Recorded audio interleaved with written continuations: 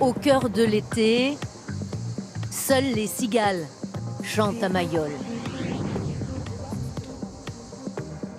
Dans les vestiaires au frais, on tourne une publicité pour l'équipementier du rugby club toulonnais.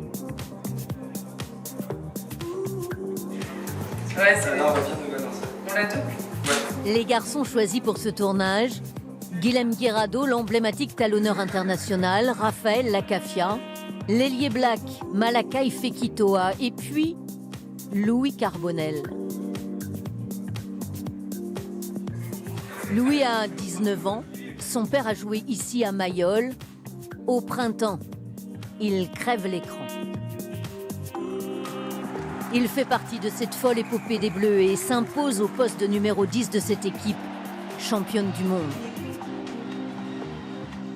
Cette saison, Louis a des ambitions avec Toulon. Moi, tout d'abord, c'est jouer le plus possible parce qu'on est jeune et on a besoin de temps de jeu. Donc, c'est vraiment d'essayer d'être dans la rotation. Après, la vérité, ce sera sur le terrain. Il est très tôt lorsqu'on rencontre ce lundi matin le président Boudjelal. Sa dernière idée cette saison, une fabrique à champions qui verra le jour d'ici 3 ans. Désormais, il veut former et garder de jeunes joueurs comme Louis par exemple, lui, le chasseur de tête du rugby français. Moi, je suis arrivé dans le monde du rugby il y a 12-13 ans et je me suis dit le top 14 doit être le plus grand championnat du monde. Donc j'ai œuvré pour ça, en faisant venir beaucoup de stars, ce qui semblait impossible et ça a illuminé tout le monde, les noms qu'on a fait venir à Toulon. Et puis aujourd'hui, je me dis ça, je sais le faire. Et même quand je signe des joueurs comme Salas, ça fait plaisir, mais il n'y a plus la flamme comme avant de signer. Et par contre, je me suis rendu compte avec le temps que par exemple, sur des gamins qui arrivaient chez nous et qui faisaient de beaux matchs et tout, je trouvais ça beaucoup plus excitant, quoi. La réussite d'Anthony Bello a peut-être aussi convaincu le président de changer de cap. Une remise en cause de toute façon nécessaire. La saison dernière, pour la première fois depuis 2012, le RCT n'a pas disputé de finale, ni même de dernier carré. Perdre le quart de finale à domicile, j'ai reçu comme une grosse claque, ça a été dur à m'en remettre.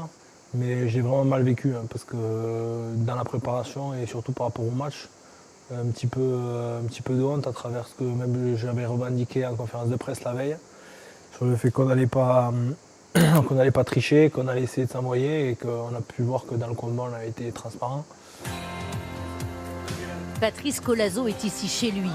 Rien n'a changé depuis ses 14 ans et lorsqu'il venait jouer dans ce stade d'Ange-Sicardie. Comme à La Rochelle pendant 7 ans, il a sa méthode, son caractère.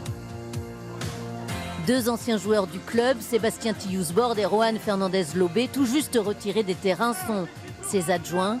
Un staff estampillé RCT pour porter le nouveau projet du président. J'ai quand même la chance d'avoir été formé à Toulon, donc je connais un peu le club, même s'il a beaucoup changé, mais bon, ça reste Toulon. Voilà, après la rencontre avec le président Boudjelal s'est plutôt bien passée. On a discuté du développement de l'équipe, du développement voilà, à long terme, de certains jeunes joueurs, des joueurs confirmés. Voilà, on est tombé très vite d'accord avec un même point de vue. Maintenant, il reste à mettre les choses en place. La carte jeune, une nouvelle promesse faite aux supporters, comme un air frais venu du large.